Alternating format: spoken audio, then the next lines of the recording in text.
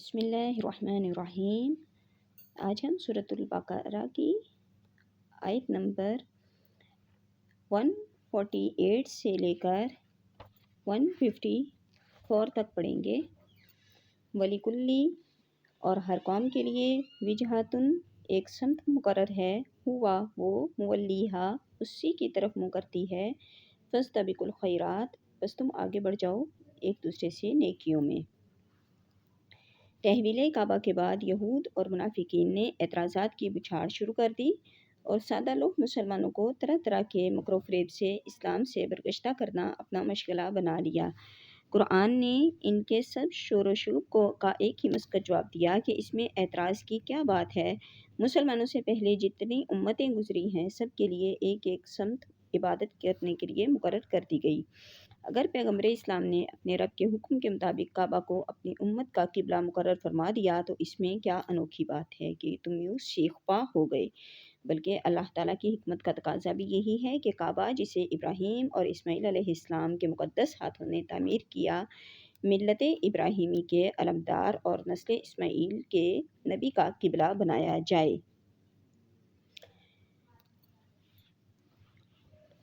فاستبقوا الخیرات بس تم آگے بڑھ جاؤ ایک دوسرے سے نیکیوں میں۔ یہ معمولی سی بات جسے تم یوں اچھال رہے ہو موضوع سخن بنانے کے لائق نہیں، بلکہ بات تو یہ ہے کہ وہ خیرات یعنی ازلی ابدی نیکیاں جن پر سب ادیان متفق ہیں،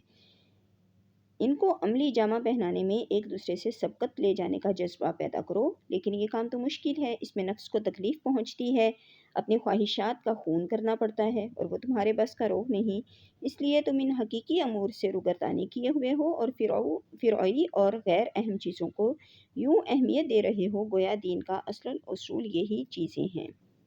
اینا ما تکونوا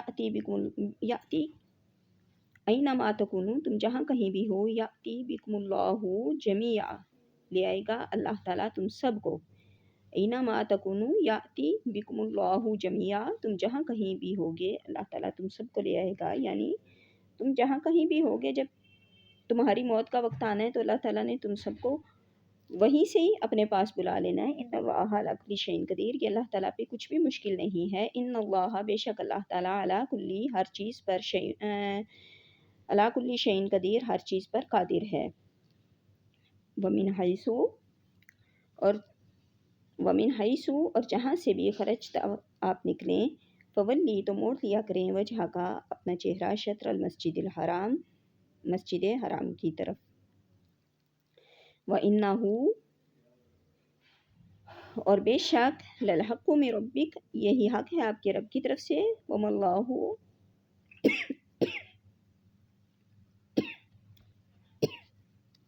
اور اللہ تعالیٰ نہیں ہے بغافل بے خبر عما تعملون اس سے جو تم کرتے ہو۔ اب یہاں پر بھی نبی کریم علیہ الصلوۃ والسلام کو حکم دیا جا رہا ہے کہ آپ جہاں کہیں سے بھی نکلیں، کہیں سفر میں ہوں جہاں بھی ہوں تو اپنا رخ انور مسجد حرام کی طرف نماز کے وقت موڑ لیا کریں، اور یہی وَإِنَّهُ لَلْحَقُّ اور یہی حق ہے، یہی سچ ہے آپ کے رب کی طرف سے۔ وَمَا اللَّهُ اور اللہ تعالیٰ نہیں ہے بغافل بے خبر عما تعملون اس سے جو تم کرتے ہو۔ وَمِنْ حَيْثُ خَرَجْتَ اور جہاں سے آپ نکلیں، فَوَلِّ وَجْهَكَ تو آپ موڑ لیا کریں اپنا رخ شطر المسجد الحرام مسجد حرام کی طرف۔ وَحَيْثُ مَا كُنْتُمْ اور اے مسلمانوں جہاں کہیں بھی تم ہو، فَوَلُّوا تو پھیر لیا کرو وجوہکم اپنے چہروں کو شطرہ اس کی طرف، لئلا یکونا تاکہ نہ رہے للناس لوگوں کو علیکم تم پر حجت کوئی اعتراض۔ بتا دیا کہ سفر ہو یا حضر، دور ہو یا نزدیک، حالت نماز میں تمہارا رخ کعبہ کی طرف ہی ہونا چاہیے، ورنہ اہل کتاب اور مشرکین تم پر اعتراض کریں گے اور وہ اعتراض بجا ہوگا، کیونکہ اہل کتاب نے اپنی کتابوں میں پڑھا ہے کہ نبی آخر الزمان صلی اللہ علیہ وسلم کا قبلہ کعبہ ہوگا، اور تم کعبہ رخ ہو کر نماز نہیں پڑھو گے تو وہ یہ کہنے میں حق بجانب ہوں گے کہ یہ وہ نبی نہیں جس کی بشارت ہماری کتابوں میں دی گئی ہے، اور مشرک کہیں گے کہ دعویٰ تو کرتے ہیں ملت ابراہیمی ہونے کا اور ان کے قبلہ کو قبلہ بھی نہیں مانتے۔ بعض ناحق شناس جو اب بھی غوغا آرائی کر رہے ہیں وہ التفات کے لائق ہی نہیں۔ الا الذین مگر وہ لوگ ظالمو جو ناانصافی کریں منہم ان میں سے، فلا تخشوہم سو نہ ڈرو تم ان سے، واخشونی اور مجھ ہی سے ڈرا کرو، ولی اتما تاکہ نعمتی علیکم تاکہ میں پورا کر دوں تم پر اپنا انعام، ولعلکم تہتدون اور تاکہ تم راہ راست پر ثابت قدم رہو۔ فلا تخشوہم واخشونی اور سو نہ ڈرو تم ان سے بلکہ مجھ سے ڈرا کرو، ولی اتم نعمتی علیکم اور تاکہ میں پورا کر دوں تم پر اپنا انعام، ولعلکم تہتدون اور تاکہ تم راہ راست پر ثابت قدم رہو۔ کعبہ کا قبلہ متعین کیا جانا خود بہت بڑی نعمت ہے، کیونکہ اس طرح ملت اسلامیہ کو ایک مخصوص اور محسوس مرکز عطا فرما دیا گیا جو ان کی توجہات اور عبادات کا مرجع ہو، تاکہ رنگ و زبان، قومیت اور وطن کے سب اختلافات کے باوجود اسے دیکھنے والے یقین کر لیں کہ یہ ایک قوم ہے، اس کا مرکز توجہات ایک ہے، اس کا مقصد حیات ایک ہے۔ نیز تحویل قبلہ میں اس بات کی طرف بھی صاف اشارہ ہے کہ اب دنیا کی قیادت بنی اسرائیل سے منتقل ہو کر اسماعیل علیہ السلام کی اولاد میں آ گئی ہے۔ یہ سرفرازی اور یہ شرف بذات خود ایک نعمت عظمیٰ ہے۔ کما ارسلنا جیسا کہ بھیجا ہم نے فیکم تم میں رسولا منکم رسول جو تم میں سے ہے، یتلو علیکم پڑھ کر سناتا ہے تمہیں آیاتنا ہماری آیات، ویزکیکم اور پاک کرتا ہے تمہیں، ویعلمکم الکتابہ اور سکھاتا ہے تمہیں کتاب، والحکمت اور حکمت۔ تعمیر کعبہ کے وقت جو دعا حضرت ابراہیم اور اسماعیل علیہ السلام نے کی، ان میں ان صفات والا رسول مبعوث فرمایا جائے۔ اب بتایا جا رہا ہے کہ وہ دعا مقبول ہوئی اور وہ رسول کریم صلی اللہ علیہ وسلم ان تمام صفات سے متصف ہو کر تشریف فرما ہوئے اور فرمایا کہ وہ تمہیں سکھاتا ہے کتاب، یعنی قرآن پاک کی تعلیم دیتا ہے، اور حکمت اور حکمت کی باتیں بتاتا ہے، وَيُعَلِّمُكُمْ اور تمہیں سکھاتا ہے ایسی باتیں، تعلیم دیتا ہے تمہیں ایسی باتوں کی معلوم تکونوا تعلمون کہ جنہیں تم جانتے ہی نہیں۔ یہاں پر اس جیسے ہم نے پیچھے پڑھا کہ وَيُعَلِّمُكُمُ الْكِتَابَ اور سکھاتا ہے تمہیں کتاب، والحکمت اور حکمت، اس علم سے وَيُعَلِّمُكُمُ الْكِتَابَ یہ علم جو تمہیں سکھاتا ہے، تمہیں ایسی باتوں کی تعلیم دیتا ہے کہ معلوم تکونوا تعلمون ایسی باتوں کی کہ جنہیں تم جانتے ہی نہیں۔ یہاں اس علم سے فرق محسوس ہوتا ہے، وہ یہ کہ شاید کہ یہاں پہ علم لدنی کی بات ہو رہی ہے کہ جو نبی کریم علیہ الصلوۃ والسلام اپنی خاص نگاہ پاک سے صحابہ کرام کے سینے کو روشن اور منور کرتے، اور اسی چیز کو آگے جو صالحین اور اولیاء کرام ہیں ان میں بھی یہ چیز پائی جاتی ہے۔ فاذکرونی سو تم مجھے یاد کیا کرو، اذکرکم میں تمہیں یاد کروں گا، واشکرولی اور میرا شکر ادا کرو، ولا تکفرون اور میری ناشکری نہ کرو۔ جب ان معارف کے حاصل ہونے کا طریقہ صرف القاء اور انعکاس ہے اور ذکر الہی اور مراقبہ سے ہی دل میں یہ استعداد پیدا ہوتی ہے کہ وہ حضور علیہ الصلوۃ والسلام کے پر نور سینہ سے بلا واسطہ یا بالواسطہ فیضان و القاء قبول کر سکے، اس لیے حکم دیا کہ میرا ذکر کیا کرو۔ کثرت ذکر سے ہی تم اس مقام پر فائز کیے جاؤ گے جہاں انوار و تجلیات کی بے محابہ بارش ہوتی ہے اور دوری کے حجاب یکسر الٹ دیے جاتے ہیں۔ فاذکرونی تم مجھے یاد کرو، تم مجھے یاد کرو، اذکرکم میں تمہیں یاد کروں گا۔ کیا اس سے بڑھ کر بھی بندہ کی کوئی عزت افزائی ہو سکتی ہے کہ اس کا مالک کو خالق اس کو اپنی یاد سے سرفراز فرما دے؟ ایک حدیث قدسی بھی ملاحظہ فرمائیے کہ تاکہ آپ کو اپنے رب کریم کی بدنوازی کا اندازہ ہو سکے۔ اللہ تعالیٰ فرماتا ہے حدیث قدسی میں کہ میرا بندہ جیسے مجھ سے گمان رکھتا ہے ویسا ہی میں اس کے ساتھ برتاؤ کرتا ہوں۔ اگر وہ مجھے دل میں یاد کرے میں بھی اسے ایسے ہی یاد کرتا ہوں، اگر مجمع عام میں یاد کرے تو میں اس سے بہتر مجمع میں اسے یاد کرتا ہوں۔ بہتر مجمع کیا ہوتا ہے کہ انسان تو یاد کرے گا بندوں میں بیٹھ کے اور اللہ یاد کرے گا فرشتوں کی محفل میں بیٹھ کے۔ اگر وہ ایک بالشت میری طرف نزدیک ہو تو میں ایک ہاتھ اس کے نزدیک ہو جاتا ہوں، اگر وہ ایک ہاتھ میرے نزدیک ہو تو میں ایک قدم اس کی طرف قریب ہو جاتا ہوں، اگر وہ چل کر میری طرف آئے تو میں دوڑ کر اس کی طرف جاتا ہوں۔ سبحان اللہ۔ واشکرولی ولا تکفرون اور میرا شکر ادا کیا کرو اور میری ناشکری نہ کیا کرو۔ جو انعام میں نے تم پر فرمائے، مثلا رسول بھیجے، ہدایت کی توفیق بخشی، شوق و محبت کا جذبہ عطا فرمایا، اس پر شکر ادا کیا کرو۔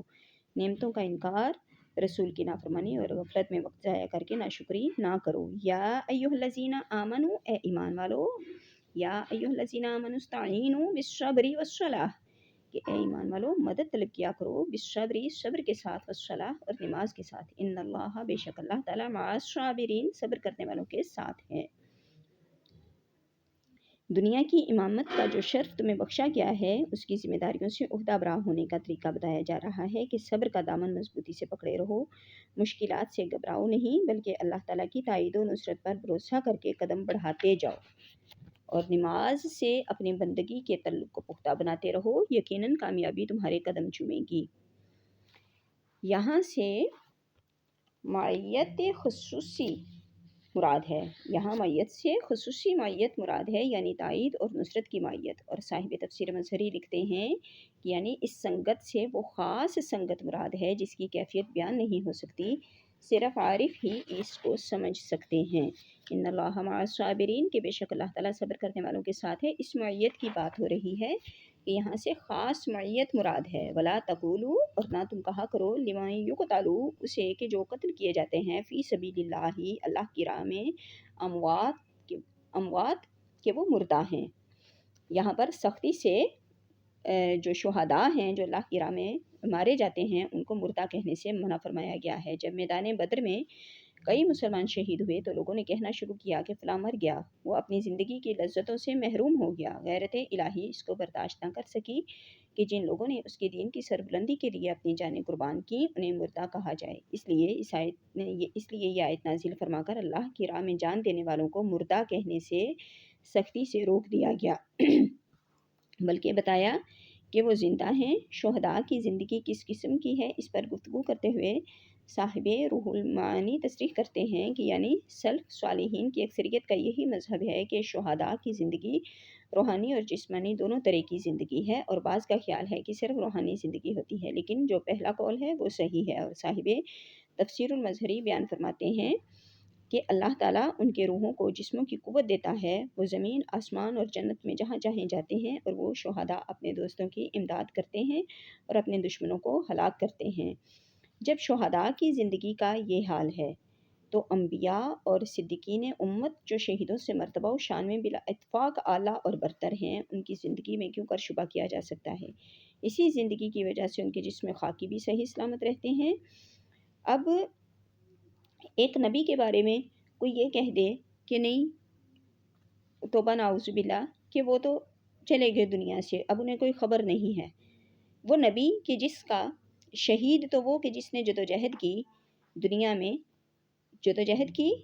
دین کے لیے قربانی دی اور اپنے جسم کو قربان کر دیا۔ موت تو آنی ہی ہوتی ہے، اس کی موت اللہ کے دین کی خاطر ہوئی تو اللہ تعالیٰ نے اسے شہادت کا رتبہ دیا۔ اب اگر ایک جدوجہد کر کے قربان ہونے والا شخص شہادت کے مرتبے پر فائز ہو سکتا ہے، اور اسے اللہ تعالیٰ فرماتا ہے کہ ایسے شخص کو کوئی جو اللہ کی راہ میں مارا جائے اسے مردہ نہ کہنا، تو پھر جو انبیاء کرام ہیں، جو نبی پاک علیہ الصلوۃ والسلام ہیں، ان کا کلمہ پڑھ کے جو مسلمان ہوا اور پھر اس نے شہادت کا رتبہ پایا، اگر اس کے لیے اللہ تعالیٰ کا یہ بیان اتنا سختی سے یہ حکم ہے کہ اس شخص کو مردہ نہیں کہنا، تو پھر اس نبی کے بارے میں اللہ تعالیٰ کی سختی کا کیا عالم ہوگا کہ جس کا کلمہ پڑھ کے انسان مسلمان ہوتا ہے، پھر شہادت کا رتبہ پاتا ہے، کہ اس نبی کے بارے میں توبہ نعوذ باللہ کوئی یہ کہے کہ وہ مردہ ہیں، توبہ نعوذ باللہ۔ ایسے یہ اس بات کو سمجھنا ہمارے لیے بے حد ضروری ہے کہ اگر کوئی آپ کے سامنے ایسا بولے توبہ نعوذ باللہ، تو اس کے سامنے یہ آیت رکھیں اور اسے بولے کہ اگر ایک شہید کے بارے میں اللہ تعالیٰ اتنی سختی سے حکم فرماتا ہے تو نبی کے بارے میں اللہ تعالیٰ کی رائے کیا ہوگی؟ بل احیاء ولکن لا تشعرون، بلکہ وہ زندہ ہیں لیکن تم اسے سمجھ نہیں سکتے۔ اور چنانچہ امام مالک رحمۃ اللہ علیہ نے روایت فرمایا کہ جنگ احد کے 46 سال بعد حضرت عمرو بن جموع اور حضرت عبداللہ بن جبیر کی قبر دونوں ایک ہی قبر میں مدفون تھے۔ سیلاب کی وجہ سے جب کھل گئی تو ان کے اجساد طاہرہ یوں تر و تازہ، شگفتہ و شاداب پائے گئے جیسے انہیں کل ہی دفن کیا گیا ہو۔ اور اس 20ویں صدی کا واقعہ ہے کہ جب دریائے دجلہ حضرت عبداللہ بن جابر اور دیگر شہداء کی قبروں کے بالکل نزدیک پہنچ گیا تو حکومت عراق نے ان شہداء کرام کی لاشوں کو حضرت سلمان فارسی کے مزار پر انوار کے جوار میں منتقل کرنا چاہا تو ان حضرات کی قبریں کھودی گئیں۔ 13 صدیاں گزرنے کے بعد بھی ان کے پاک جسم صحیح سلامت پائے گئے۔ ہزارہا مخلوق نے اسلام کا یہ معجزہ اور قرآن کی عیسائیت کی صداقت کا اپنی ان آنکھوں سے مشاہدہ کیا۔ صدق اللہ العظیم۔ باقی انشاءاللہ تعالی ہم نیکسٹ ویڈیو میں پڑھیں گے۔ وما علینا الا البلاغ المبین۔